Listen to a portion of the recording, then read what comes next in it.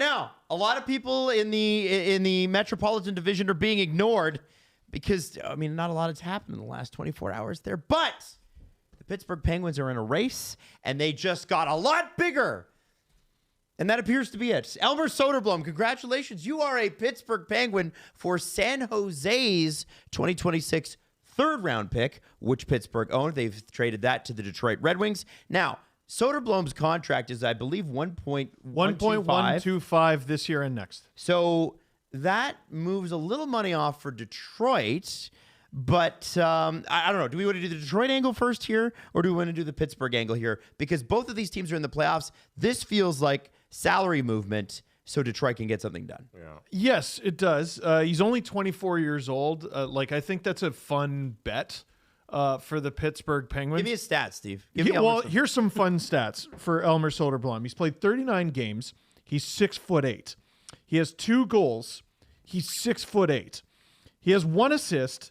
He's 6'8", and 3 points total. He's 6'8". He's 6'8", 252 holy smoking pounds.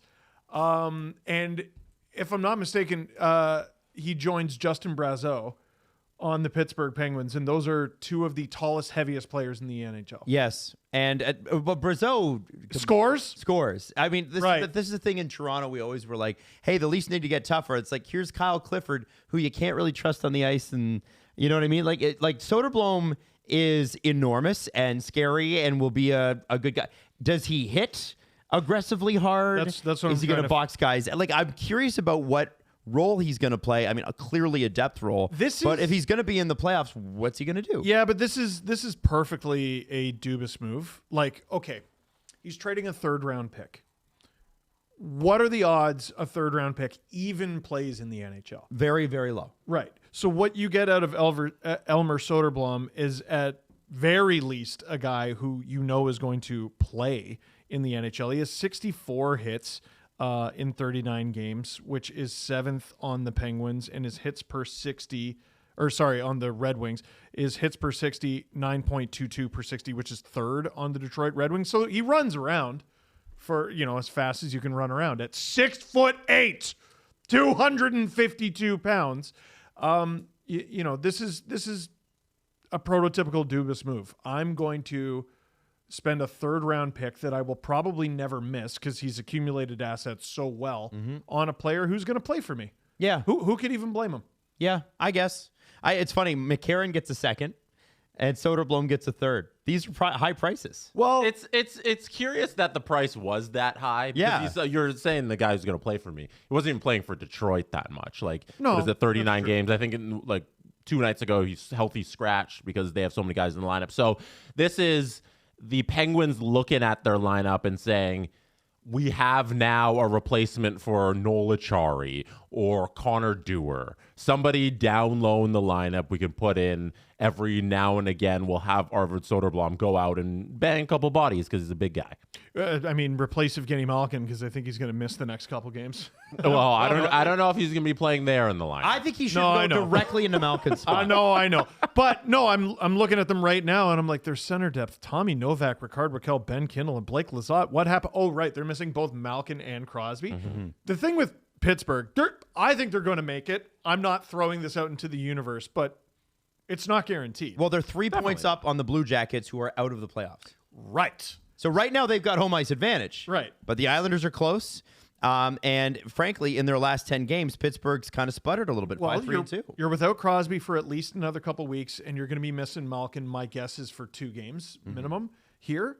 You gotta really pick up your socks, man. If you can add in any way, shape, or form, and it only costs a third-round pick to do it, this is the kind of deal that I think is fine for you this year, but it's also fine next. Now, but I want to play this in context of the division. Jesse, we're getting word. Oh, geez, Mantha too? Yeah, that's a really tall, big team. This will be a separate video. Okay. But we're getting word that their division rival who's chasing them, the Islanders, are acquiring Braden Shen as we speak.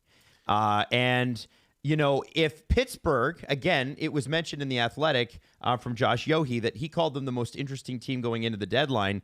If this is all they do, and I hope it isn't, That is, I'm not sure how well that's going to play, considering how much the Islanders have done to kind of bolster the depth and veteran presence. Does that make sense? I think you're going down the right path here. If it's a 3rd round pick for Soderblom, I want to see Dubas do better with his 3rd round pick. I know he's good at trades. He is. If he's getting somebody who's your 13th forward and on your best night, your 10th or 11th forward, I would like to see your 3rd round pick do a little more with that, because you are still in this weird phase where nobody expected you to be good. You're trying to bridge eras between the Crosby era of greatness and then the Crosby era of they're missing the playoffs for the first time ever in Crosby, and then now this end of Crosby era. So you're trying to do all this together. Is this the right asset you should be going for? And I'm like really impressed by everything Pittsburgh's done. Don't get me wrong here. I just wonder if there's a better way to reward the guys in the locker room or look towards the future. Because I think those are the two things you should be doing. It should be, hey, we're building towards the post-Crosby era and the future of the Penguins in next year and years forward. Or how do we go for this playoff run here and get something that's going to help us immediately? And because we've overperformed, we deserve to reward the guys. And I don't feel like this trade does accomplish either one of those goals. So a couple questions. Number one, can you take Arvid Soderblom and just Arvid? This is Elmer Soderblom, different Soderblom. Did I say Arvid? No, I did. Oh. I said Arvid. That's the goalie. Elmer is this player. Can you just put him on the power play with Malkin and Crosby and stand him in front of the net? I think you ought to try it, because Dubas isn't too afraid to try new things, which I've always respected. Now, the other and the more real question, Jess, is this a case of an NHL general manager like Dubas finding guys and going, our pro scouts think there's more juice here?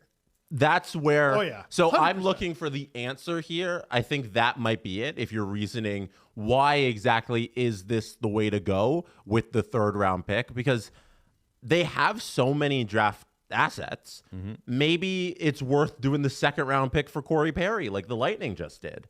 Maybe that's more useful to the team right now, but they clearly think that there's some sort of project there with Soderblom that makes him worth the 3rd and spending that asset. His AHL stats aren't like overly intimidating, and like that only goes back to last year.